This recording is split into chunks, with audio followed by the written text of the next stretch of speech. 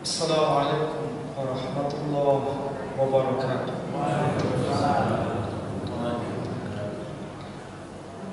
Alhamdulillah Rabbil Alamin. Alhamdulillah Rabbil Alamin. Wassalatu wassalamu ala habibi Rabbil Alamin, Muhammadin wa ala alihi wa sahbihi wa sallama tasliman katsiran. Fa ya ayyuhal hadirun ittaqullaha haqqa tuqatih fala tamutunna illa wa antum muslimun. Qala Allah tabaraka wa ta'ala fil Qur'anil Aziz. A'udzu billahi minasy syaithanir rajim. Bismillahirrahmanirrahim. Hunalika da'a Zakariya rabbah qala rabbi habli min ladunka dhurriyyatan thayyibah innaka sami'ud du'a. فنادته الملائكة وهو قائم يصلي في المحراب أن الله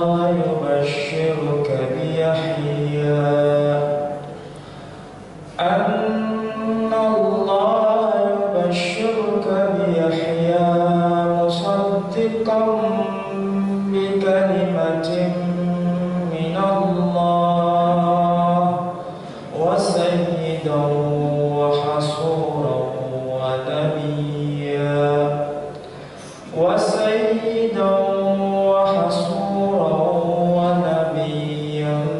من الصالحين.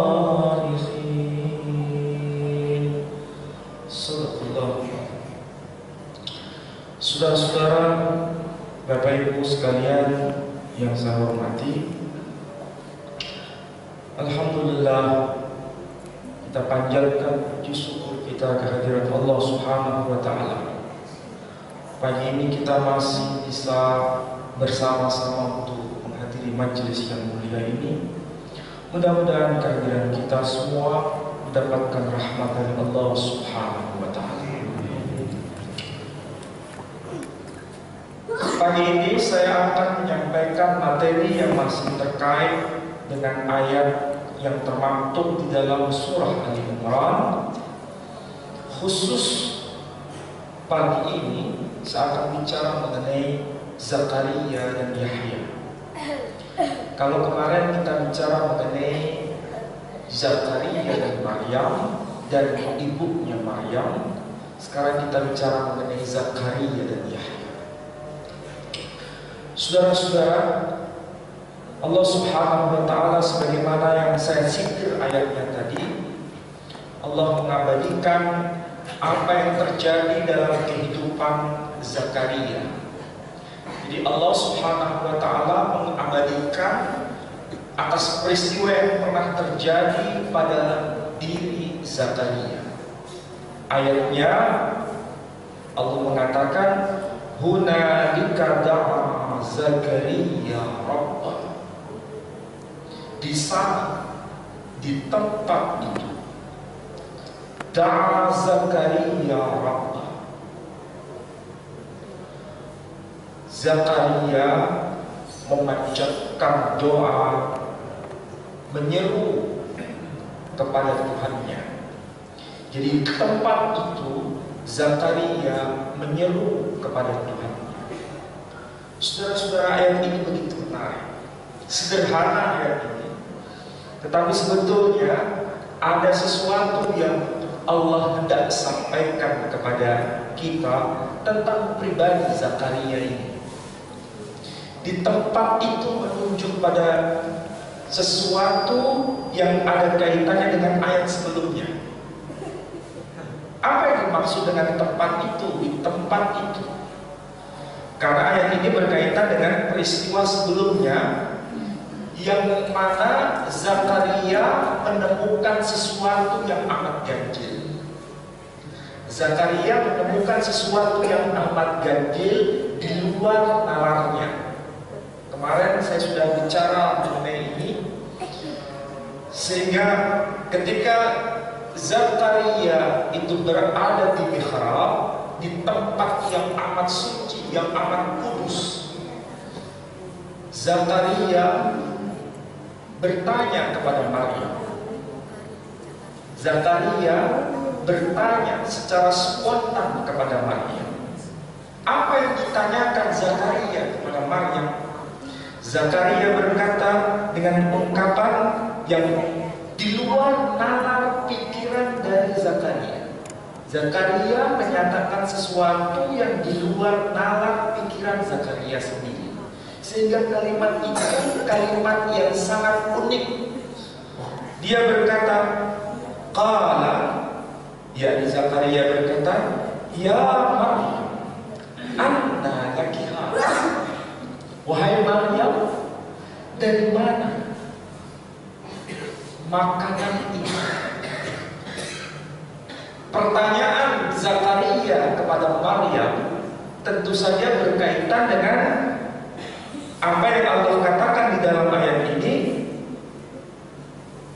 indaha rizqa.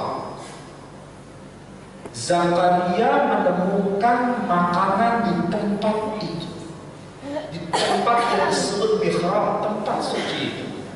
Dan ini makanan bukan sembarang makanan, tapi makanan yang betul-betul tidak berasal dari tempat bumi ini.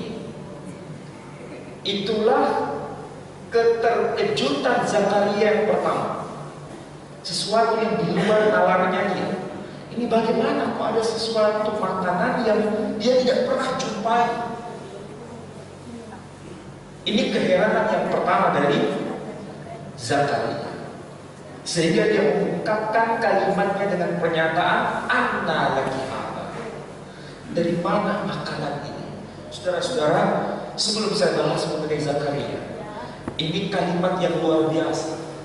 Kenapa saya katakan kalimat luar biasa? Dia berkata dengan 3 kata kunci, anna laki hadha. 3 kata kunci. Dan 3 kata ini termaktub di dalam surah yang ketiga, yaitu surah Ali Imran. Dan ketika bicara mengenai makanan ini, ayat ini menggunakan redaksi dengan ungkapan rizqa yang terdiri atas 4 huruf. Sedangkan kita tahu juga ada peristiwa luar biasa yang terkait dengan makanan yang di luar nalar, yang itu terjadi bukan pada fakta real Maryam, tetapi yang terjadi pada fakta real putra Maryam, yakni Isa al-Masih sendiri.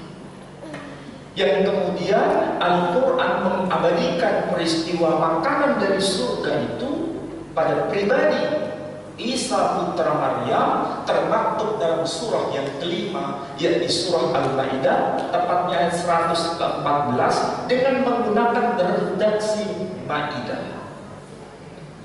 Jadi kalau di dalam surah Ali Imran, makanan dari surga menggunakan istilah rizqa, sedangkan makanan dari surga yang terjadi pada zaman Isa Al-Masih menggunakan ungkapan Maidah. Ternyata ungkapan rizqa dan Maidah menunjuk pada fakta yang sama, hurufnya huruf yang sama, yakni sama-sama terdiri atas 4 huruf. Kalau Maryam, nama Maryam juga terdiri atas 4 huruf, nama Isa juga terdiri atas 4 huruf.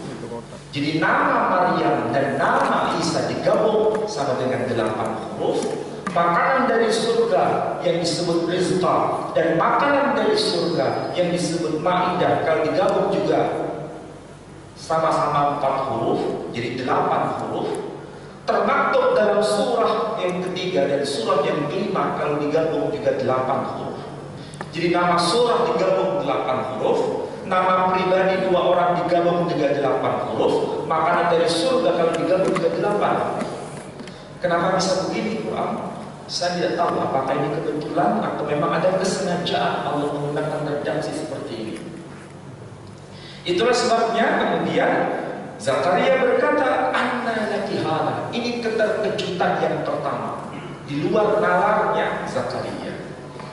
Baru kemudian kita masuk pada konteks Zakaria ketika menyeru Tuhannya. Apa yang disuruh Zakaria kepada Tuhannya? Raqala, telah berkata Zakaria, Rabbi habli min ladunka dzurriyyatan thayyibah. Ayat ini menarik. Tidak ada di dalam Al-Quran yang redaksinya seperti ini kecuali merujuk pada 2 orang. Yang pertama Zakaria sendiri, dan yang kedua datuknya Zakaria. Siapakah datuknya Zakaria? Ibrahim. Kalau Ibrahim berkata, Rabbi habli minas shalihin, ya Rabb, ya Tuhan, anugerahkan kepadaku keturunan yang saleh. Orientasi Ibrahim meminta kepada Tuhannya selalu terhubung dengan Tuhannya. Ibrahim bukan manusia pada umumnya, tapi Ibrahim adalah manusia spesial. Saya kalau bertanya kepada jamaah di sini, mau jadi manusia pada umumnya atau mau jadi manusia spesial? Semua pasti menjawab, Ustaz, kami ingin jadi manusia yang spesial. Pasti jawabannya begitu. Tidak mungkin kita mengatakan kita ingin menjadi manusia pada umumnya. Apa yang ada pada diri Ibrahim itu bukan menunjuk pada manusia pada umumnya. Kalau menunjuk pada manusia pada umumnya, pasti Ibrahim hanya berkata, ya Allah, ya Tuhanku, anugerahkan aku keturunan titik. Kalau aku minta keturunan titik, itu berarti hanya sekedar kalau dia sudah tua, ada yang bisa merawat dia, ada yang bisa menjadi sandaran dia. Tetapi Ibrahim tidak begitu. Dia meminta keturunan plus. Apa itu keturunan plus? Keturunan yang salih. Jadi orientasinya itu kesalihan, bukan sekedar keturunan. Ibarat kita yang mau menanam jagung, pasti akan tumbuh rumput. Tapi kalau menanam rumput, tidak tumbuh jagung. Yang dilakukan oleh Ibrahim itu minta kesalihan, bukan sekedar minta keturunan. Itulah tradisi kenabian. Yang dilakukan oleh Zakaria itu sama. Dia berkata, Rabbi habli min ladunka. Ya Rabb, ya Tuhan, anugerahkan aku. Apa itu? Min ladunka dzurriyyatan thayyibah, keturunan tapi menurut pandangan Allah Subhanahu wa taala. Jadi bukan sekedar keturunan saja, tetapi keturunan menurut pandangan Allah Subhanahu wa taala. Sama persis seperti yang diminta oleh datuknya. Inilah pewarisan yang salih. Apakah kita juga meminta dengan cara seperti itu? Sebagai muslim yang baik, kita seharusnya mengatakan hal yang sama. Kita ini kalau meminta sesuatu, orientasinya itu hanya untuk Allah, bukan untuk kepentingan kita, tapi hanya untuk Allah Subhanahu wa ta'ala. Dan Zakaria menyandarkan sesuatu dengan ungkapan illadzuka dzurriyyatan thayyibah, keturunan yang baik menurut pandangan dia, Allah Subhanahu wa ta'ala. Innaka sami'ud du'a, sesungguhnya engkau yang maha mendengar doa. Saudara-saudara, inilah fakta real yang diajarkan kepada kita. Doa kalau bahasa kita. Doa itu penting. Doa itu inti kehidupan kita. Sebagai seorang mukmin, doa itu merupakan nyawa kita. Nyawa. Kenapa saya katakan doa itu nyawa? Doa itu adalah ekspresi batin yang mengikat hubungan antara seorang hamba dengan Tuhan.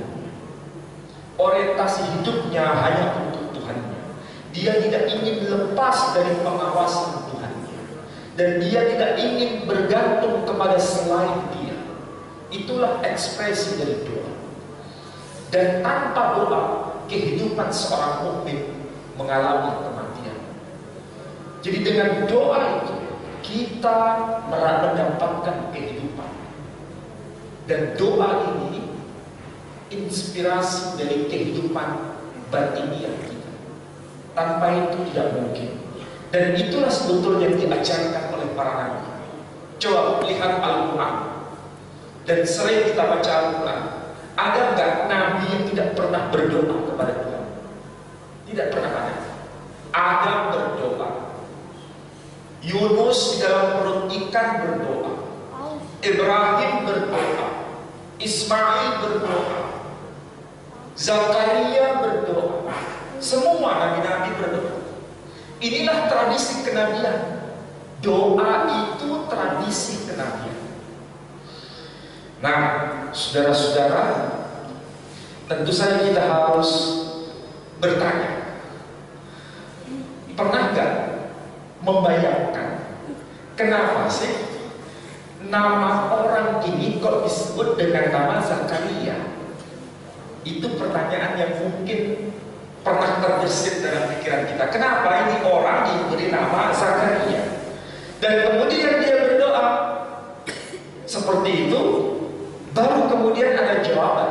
Kalau doanya motifnya benar, orientasinya hanya untuk Allah, pasti terjawab dengan cara yang benar. Apa itu?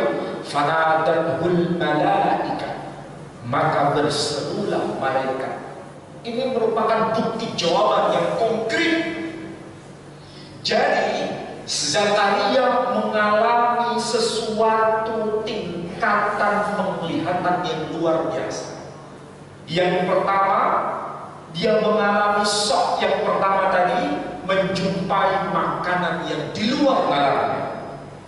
Setelah itu dia mengalami hal yang kedua, dia bertemu dan berhadapan muka dengan malaikat itu sendiri, dan malaikat itu berkata, "Wanadatul malaika wa huwa qa'im yusalli fil mihrab."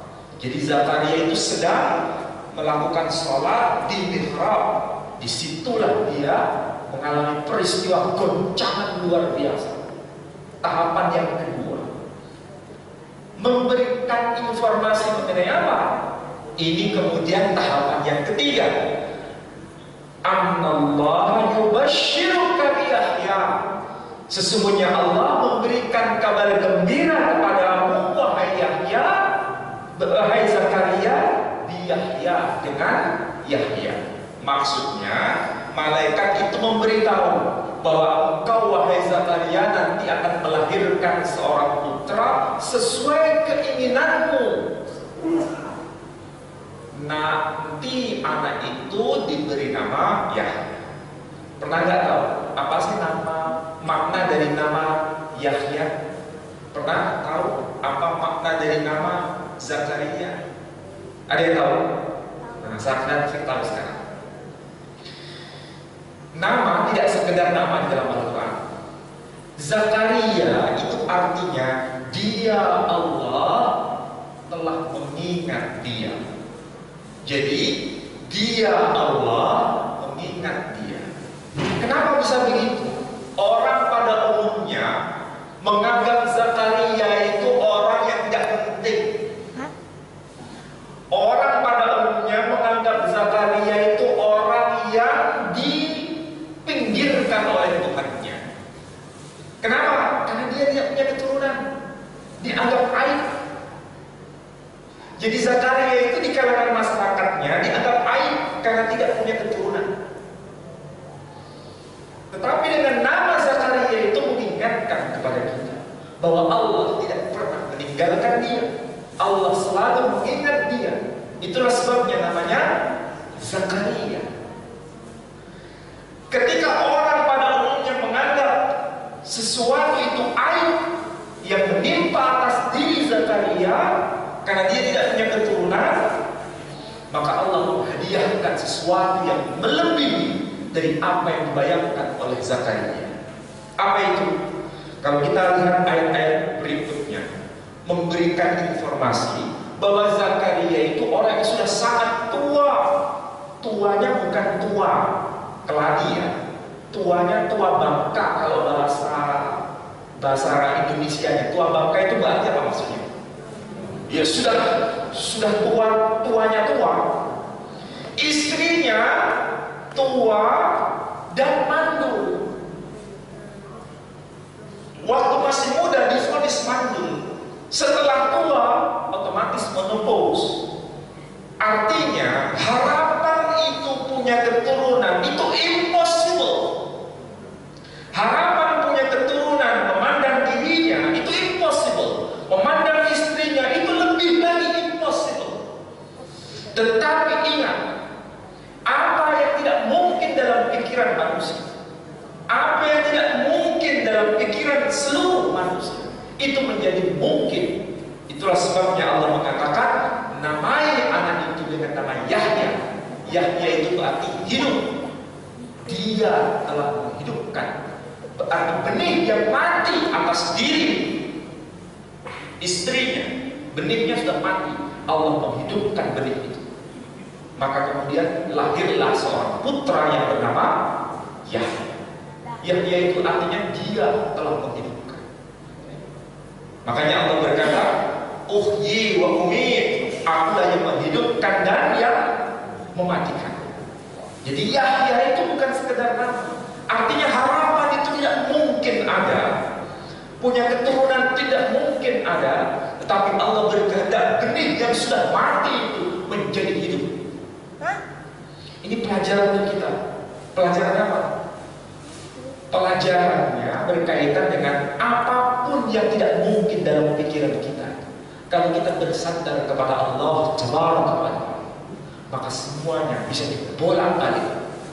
Bagi manusia tidak mungkin, tapi bagi orang beriman bersandar kepada Allah Subhanahu wa Ta'ala. Saudara-saudara, kalau kita mempelajari apa yang terjadi pada kehidupan Zakaria itu luar biasa. Apa yang dia lakukan orientasinya hanya untuk Allah, persis seperti apa yang dilakukan oleh Ibrahim. Kenapa? Karena dia minta dzurriyyatan thayyibah, orientasinya hanya untuk Allah. Zakar Ibrahim pun juga sama. Waktu Ibrahim membangun rumah suci Allah, berarti orientasinya hanya untuk Allah, hanya semata-mata untuk Allah. Setelah membangun rumah suci itu, kemudian barulah dia bermohon kepada Allah. Begitu pula Zakaria. Zakaria juga yang sama. Nah, kemudian siapa sih yang bernama Yahya itu?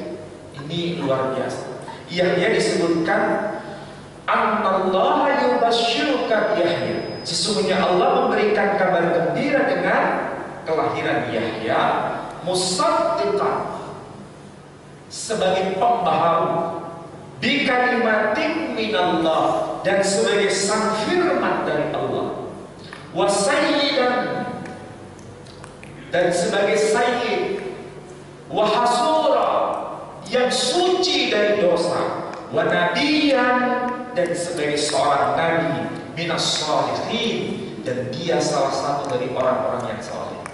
Ini ayat yang luar biasa. Kenapa? Ini ayat membantah sebagian orang yang tidak paham atas makna apa yang dimaksud bikalimatin minallah. Ayat ini memberikan informasi kepada kita betapa besar kepribadian Yahya ini. Dia sebagai seorang pembaharu. Selain sebagai seorang pembaharu, dia disebut bikalimatin minallah, sang firman-Nya Allah. Jadi kenapa Yahya itu disebut firman-Nya Allah? Sebagaimana Isa juga firman-Nya Allah. Kalau kita kebanyakan ada informasi, apakah betul Isa itu terjadi hanya kun fayakun? Iya, itulah yang disebut firman-Nya Allah. Yahya juga terjadi juga firman-Nya Allah. Coba bandingkan ya, mengenai Maryam dan mengenai Zakaria. Maryam itu masih gadis. Kalau dikatakan gadis berarti suburnya itu sebelum langit. Paham ya maksud saya kalau disebut suburnya itu sebelum langit, pahamnya? Tanpa sentuhan seorang laki-laki, dia bisa melahirkan seorang putra. Yang putra itu kemudian disebut di kalimatin minallah, kalimat dari Allah, sang firman-Nya Allah. Sebaliknya yang satu, ini bukan gadis, tapi sudah tua bangka, istrinya pun kempong perak kalau istilahnya lah. Sudah akhir, mantul, sudah mati, bukan subur. Ini ibarat kutub positif dan kutub negatif. Yang satu suburnya surplus, yang satu sudah tua, sudah nggak mungkin lagi punya bakat untuk punya keturunan. Tapi kemudian Allah bisa menghidupkan yang keturunan ini nanti bernama Yahya, dan Yahya itu bikalimatin minallah, yang juga sebagai firman-Nya Allah Subhanahu wa ta'ala. Ini kejadian yang sama-sama luar biasa. Apalagi di dalam Al-Quran, saya tidak menemukan satu ayat pun seseorang yang disapa dengan ungkapan wasayyidan, sayyid. Tidak ada satupun di dalam Al-Quran seseorang yang disapa dengan nama sayyidan. Tidak ada, kecuali merujuk kepada Yahya. Isa al-Masih pun tidak disebut sebagai sayyidan. Uniknya saudara-saudara, kebetulan saya punya di rumah itu Al-Quran berbahasa Yunani. Ketika menyebut kata sayyidan, itu disebut sebagai kurios. Tahu istilah kurios? Tidak ada yang tahu di sini apa itu istilah kurios. Ini mengingatkan saya dan kita semua dan saudara-saudara yang lain. Istilah kurios itu ternyata disandarkan kepada Isa menurut kitab suci agama Nasrani. Jadi kurios, Nabi Isa menurut mereka itu kan disebut Yesus Kristus. Dia disebut kurios. Argumentasi mereka, kurios itu menunjuk pada makna Tuhan. Kurios. Padahal istilah kurios itu bisa bermakna dua, bisa Tuhan, bisa Tuhan. Kurios dalam kitab suci mereka itu bisa bermakna dua, Tuhan atau Tuhan. Dalam konteks ini mereka memilih kata menerjemahkan dengan ungkapan Tuhan. Ya, kalau itu yang dimaksud,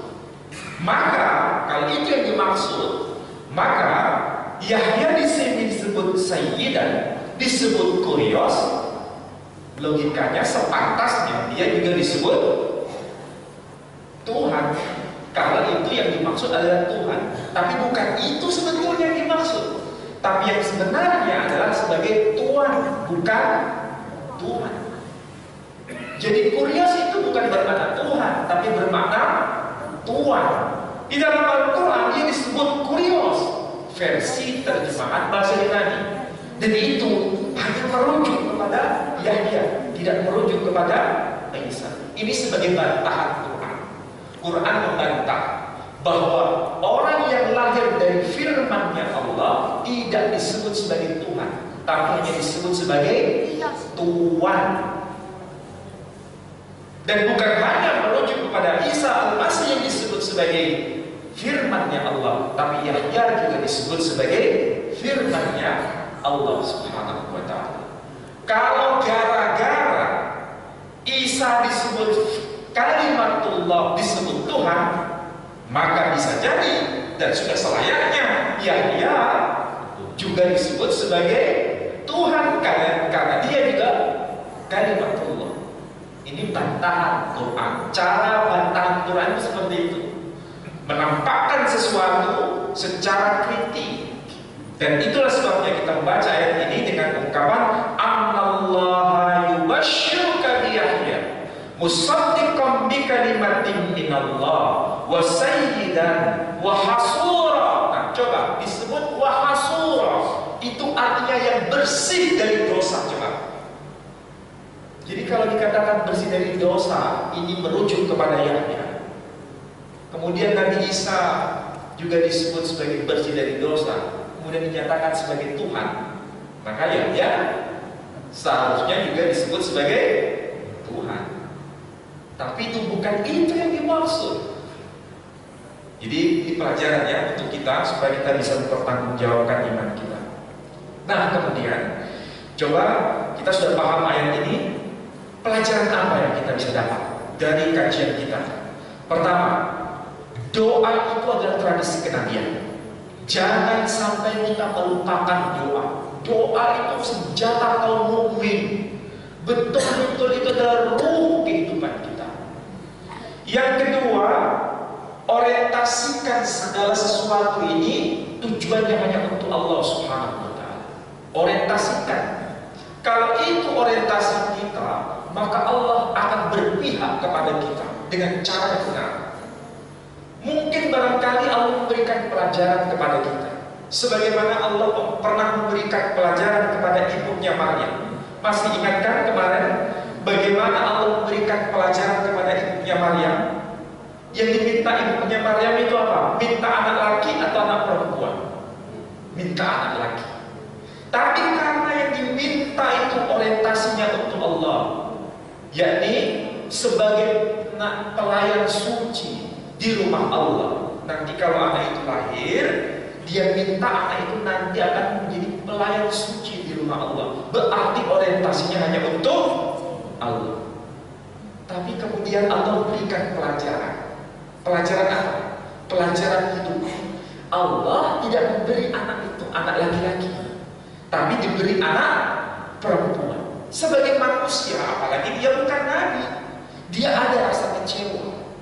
Rasa kecewa itu terekspresikan dengan nama bayi yang dilahirkan itu, dengan nama Maryam. Apa itu Maryam? Makna Maryam adalah si pahit atau si getir. Ya, ini ekspresi kecewa. Tapi ingat, orang lain boleh mengatakan, ini tidak didengar oleh Tuhannya. Tuhan tidak berpihak kepada ibunya Maryam. Buktinya yang diminta laki ternyata yang lahir perempuan.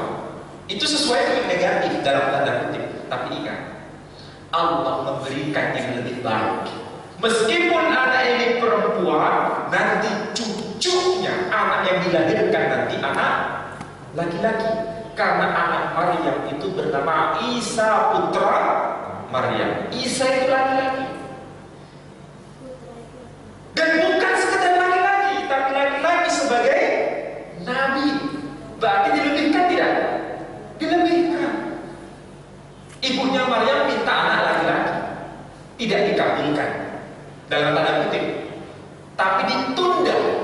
Nanti cucumu yang laki-laki, tapi bukan sekedar laki-laki, tapi seorang laki-laki yang sebagai ini pelajaran untuk kita. Barangkali kita mengalami hal yang mirip seperti ini. Sesuatu yang kita minta tidak sama sesuatu yang terjadi dalam kehidupan kita. Antara yang diminta dengan fakta tidak sama, tapi bukan berarti Allah benci sama kita. Nah, Allah menunda. Menunda itu untuk kebaikan kita. nanti akan diberikan yang terbaik, lebih baik lagi. Bukan sekedar anak laki-laki, tapi laki-laki yang sebagai nabi. Kita pun mengalami hal yang sama. Asal syaratnya satu. Apa itu? Satu sudah syarat. Orientasinya hanya untuk Allah Taala. Begitu pula Zakaria. Zakaria merasa dirinya betul-betul bagi orang-orang dianggap aib, tidak punya keturunan.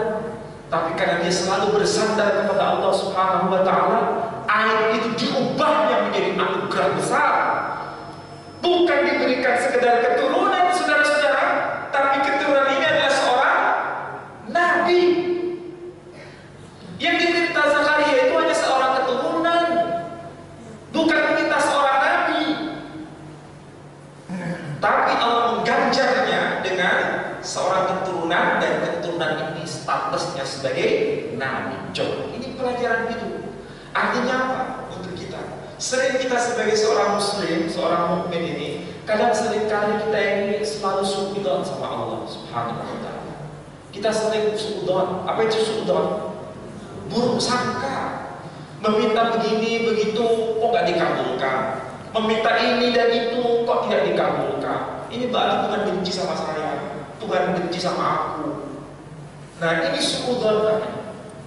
Padahal sebagai seorang mukmin tidak boleh seperti itu. Allah itu tidak pernah jauh dengan kita. Allah itu tidak pernah mengecewakan kita. Menurut ukuran kita, Allah mengecewakan kita dalam tanda kutip. Itu bukan mengecewakan, tapi Allah mau menunda karena itu belum layak untuk kamu, dan nanti akan diberikan yang lebih baik dari apa yang kamu minta. Itu pasti. Sudah kita lihat fakta-fakta yang terjadi, dan itu dipaparkan dalam Al-Quran.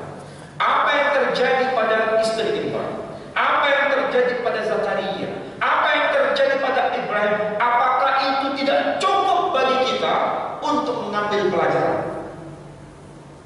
Mereka adalah orang-orang yang seakan-akan diasingkan dari dalam dunianya, tapi Allah tidak pernah meninggalkan mereka. Asal satu syaratnya, apa? Hanya untuk Allah Subhanahu wa Ta'ala. Itu seharusnya kita. Makanya anak-anak muda harus punya orientasi yang benar, orientasi hidup yang benar. Apa itu? Segala sesuatu yang kita lakukan hanya untuk Allah. Kalau itu yang kita lakukan, Allah tidak akan pernah meninggalkan kita. Pasti. Mungkin orang lain dia sedang diazab. Tahu diazab ya? Bagi seorang muslim, seorang mukmin, kita tidak mungkin diazab oleh Allah Subhanahu wa Ta'ala. Kita hanya diuji. Apa itu diuji? Diuji itu dalam rangka untuk semakin kita menaikkan tingkat spiritualitas kita. Para nabi saja itu diuji untuk menaikkan tingkat spiritualitasnya. Itu levelnya. Kita ini bukan nabi, maka ujian-ujian itu semakin membuat kita dewasa dalam beriman kepada Allah Subhanahu wa Ta'ala. Usia kita mungkin tidak sama, ya pasti tidak sama, ada yang muda, ada yang tua, ya kan?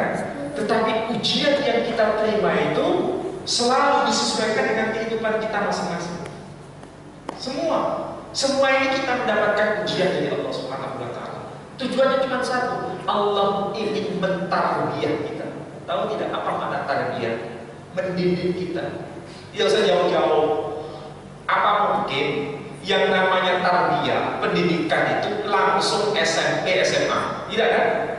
Dari TK dulu, baru masuk SD, baru kemudian SMP, SMA, kuliah. Itu pun ada ujian semester.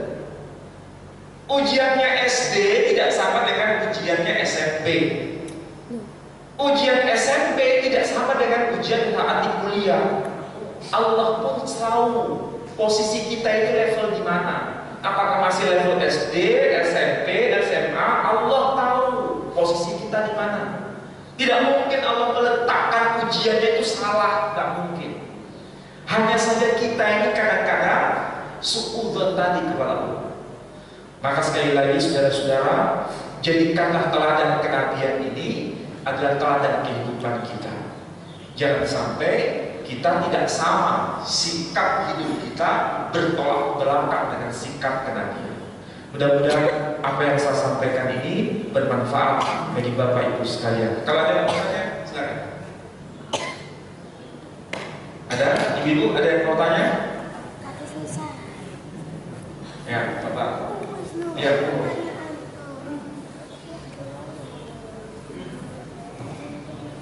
Terima kasih. Saya ingin tanya, zamannya Nabi Yahya dan Nabi Isa itu berdekatan. Ya, pertanyaan bagus. Saudara-saudara, mengenai Yahya dan Isa serta Maryam dan Zakaria, itu bukan saja peristiwa yang menimpa pada kehidupan mereka itu ada kedekatan, tapi hubungan kekeluargaan juga ada kedekatan. Dan zamannya pun yang zaman sama. Zamannya itu zaman yang sama. Dan menurut tafsir-tafsir menyebutkan ini satu keluarga besar. Satu keluarga besar. Masih hubungan pisah. Apa itu pisah dalam bahasa Indonesia? Sepupu. Nah, masih hubungan sepupu. Jadi makanya terletak dalam surah yang namanya surah Ali Imran. Karena memang ini masih satu keluarga besar. Dan yang terjadi atas dua keluarga ini ada kemiripan. Yang satu sangat muda, masih perawan tinggi lah istilahnya, dan itu suburnya minta ampun. Tapi Allah punya rancangan besar, yakni akan ini menyebutkan bahwa dia menjadi ibu dari seorang nabi tanpa seorang laki-laki. Yang satu keluarga ini mandul, sudah mandulnya itu nggak jadi ukur lah. Artinya betul-betul tidak mungkin punya keturunan. Tapi kemudian Allah menghidupkan dari benih yang mati itu, maka lahirlah yang bernama Yahya. Ini sebagai tanda. Dan itu proses, saudara-saudara. Ini proses. Saya tanya sekarang, yang lebih dulu lahir itu Yahya atau Isa? Jawabannya yang lebih dulu lahir itu adalah Yahya, bukan Isa. Bukan Isa dulu, tapi Yahya dulu. Makanya kabar gembira itu adalah kabar gembira kepada Zakaria. Baru nanti kabar gembira kepada Maryam nanti akan melahirkan seorang putra lagi. Ini berarti ada semacam grand design. Allah mendidik dengan cara apa? Ini sama-sama luar biasa, kan? Tapi luar biasanya itu bertingkat. Orang pada umumnya akan tahu, oh ini sudah menikah, tapi mandul, tapi masih bisa melahirkan keturunan. Ini pendidikan pertama. Ini keanehan yang pertama. Keanehan ini semakin meningkat. Ini ada orang perempuan masih perawan, tapi bisa punya putra. Ini lebih dahsyat lagi. Jadi ini pendidikan bertahap. Pendidikan bertahap. Sebagaimana Allah mendidik Zakaria dengan cara bertahap. Pertama, dinampakkan makanan dari surga yang dia tidak tahu dari mana kenalannya. Dia menunjukkan keheranan pertama. Keheranan kedua, dia mendapatkan informasi bahwa dirinya akan punya keturunan. Ini juga bertahap. Kesimpulannya apa? Allah kalau mendidik kita itu bertahap. Tidak mungkin yang namanya ujian itu langsung lompat. Itu akan terjadi shock. Allah tidak mau kita ini shock. Allah mendidik kita itu dengan cara bertahap. Jadi kalau gitu, Ustaz, kalau Tuhan menguji kita, kalau Allah Subhanahu wa Ta'ala menguji umatnya ini, apakah langsung tiba-tiba begitu? Tidak. Pasti bertahap. Dan tahapan setiap orang itu berbeda. Dari 1 ke 2, dari 2 ke 3, dari 3 ke 4, dan seterusnya. Begitu cara Allah mendidik kita. Untuk apa? Supaya kita ini semakin dekat kepada Dia. Itu maksudnya ya. Mudah-mudahan bisa dipahami apa yang saya jelaskan. Ada yang lain? Kalau tidak ada, mudah-mudahan apa yang saya sampaikan ini bermanfaat untuk kita semua, semakin membuat kita mendekat kepada Allah Subhanahu Subhanahu wa taala. Dan jangan lupa semakin kita mendekat berarti kita selalu terhubung dengan doa kepada Allah Subhanahu wa taala. Saya kira demikian dan saya akhiri dengan doa penutup majelis. Subhanallah wa bihamdihi, asyhadu an la ilaha illa anta, astaghfiruka wa atubu ilaik. Assalamualaikum warahmatullahi wabarakatuh.